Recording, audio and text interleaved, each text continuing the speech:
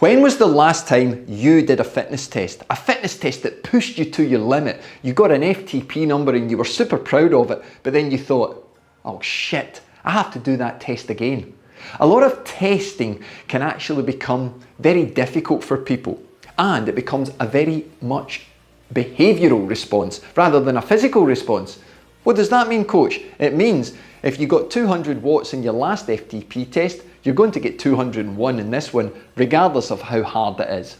The thing with testing is it's important to make sure that you're moving forward, but understand that there are other ways, there are better ways. In this video, I'm going to change your view on testing. I'm going to make you actually get excited about fitness testing. Yes, I'm not going to make you dread testing. In fact, I could do a test with you every single week that you would enjoy.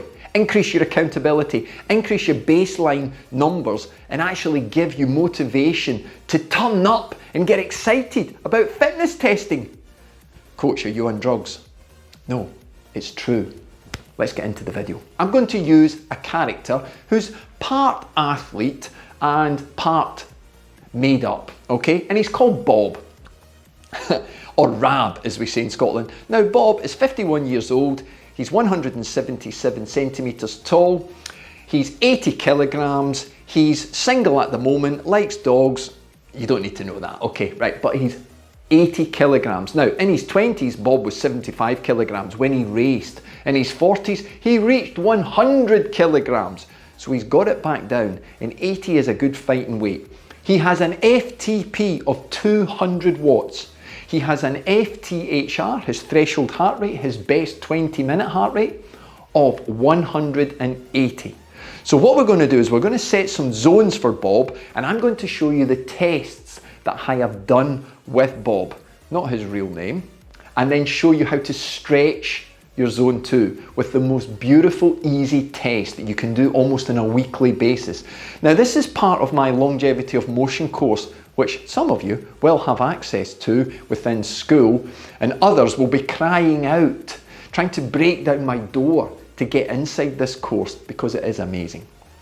More of that inside school. Oh, you want to join me in school? Link in the description. I'll see you there. But let's get on with the testing. So test 1, we're going to test Bob's zone 2 in the middle.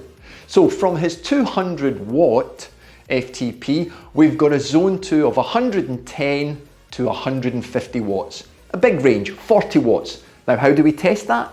We go to the middle. Okay, so we go right into the middle, 130 watts. Not at the top, not at the bottom, in the middle. Okay, let's save the warrior spirit for something else. Now, we're going to do 1 hour. Now, that's 1 hour at 130 watts. So that can be a 5 or a 10-minute warm-up, a 5 or a 10-minute cool down. So in test 1, Bob does his 10-minute warm-up and his 130 watts for 60 minutes. Now, inside that 60 minutes, Bob hits a peak heart rate of 142. Fantastic. He didn't hit his 150 tripwire, trigger point, alarm, zone 3, whatever we want to call it. He stayed inside. He had an average heart rate of 138. Perfect, Bob. Thumbs up. Bob feels okay because all he's done is a zone 2 workout. So Bob could actually do test 2 tomorrow. However, there is one number that I pulled out and I threw back at Bob, and that was 1.6 watts per kilogram. So on a call, I tell Bob, hey, Bob, 1.6 watts per kilogram. Is that good, coach, he asks.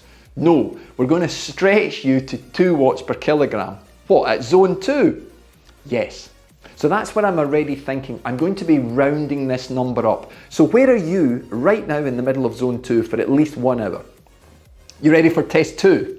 Okay, we go to the top of the zone. So Bob's going to go to 150 watts. At 150 watts, he does the same type of test. 10-minute warm-up, 150 watts at 60 minutes, and a little cool down. Now inside this test, Bob's peak heart rate was 148. Well done, Bob. You didn't go over that zone 2 heart rate. He felt like the workout was a 6 towards a 6.5 out of 10. His breathing was fine. He felt comfortable. I'm happy. Okay? He had an average heart rate, with his peak at 148, he had an average heart rate of 142. So he's moving things up. But all the numbers suggest that Bob's comfortable. I don't need to move his zone 2 because he's very close, and ideally I want to take him to 90 minutes. But I pull out that magic number again and I say, well done, Bob. 1.8 watts per kilogram. But I think we're at the range now, we're at the upper end. So, are you ready for test 3, Bob? Okay, coach, give it to me. Now again, he's only done a zone 2 workout, so I could apply test 3 that very week or the next week. This can all be done inside a 7 to 10 day period. So, what's test 3? Test 3, I do not dial into a specific power. I take the power from 2 watts per kilogram for Bob. Now 2 watts per kilogram based on all these other metrics is 160 watts. So I say to Bob, you're going to ride 160 watts, give me 60 minutes. He does his 10-minute warm-up, 160 watts for an hour, does his cool down. Bob peaks at 156 beats per minute. So I can hear you say, I went outside zone 2. He was always going to go outside zone 2. But he peaked at 42 minutes. At 42 minutes, I dial that in and I say to Bob, hey, that's our mark. That's the mark that we're going to move. I want it at 44 minutes, 48 minutes, 50 minutes, 60 minutes over the next block of training. Depending on how well that goes, hey, we may get it in the next block or the block after, but we're going to get it. Now I want you to step back and think about this for a second, because already some of you are thinking, well, if Bob reduces his weight to 78 kilograms, Bob's at 80 kilograms. He would love to get to 75 kilograms, and I'm going to help him push it closer towards that. However, the focus on moving his fitness forward is so important. What you've got to understand is if you do a 20-minute FTP test and you create all your zones from that number, it can sometimes become confusing, because at elite level, we test zones specifically with the test designed for that zone. And that is why when we do a 20-minute test, your FTP can give you an insight into a range. But most people go to the top of the range. You can't do that. You're genetically gifted as an individual in a unique way for you. Now, if you move your zone 2, you're going to move all other zones above that. But with this test, it has high levels of accountability. There is no pre-test anxiety. It can fit into everyday workouts, and it gives you metrics that are easy for you to follow. Peak heart rate, average heart rate. Your software's giving you that number so you can start to self-coach yourself. Think about it.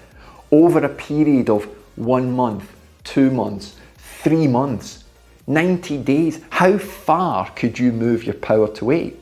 So a super easy way to do it is when you do your mid-range zone 2 test.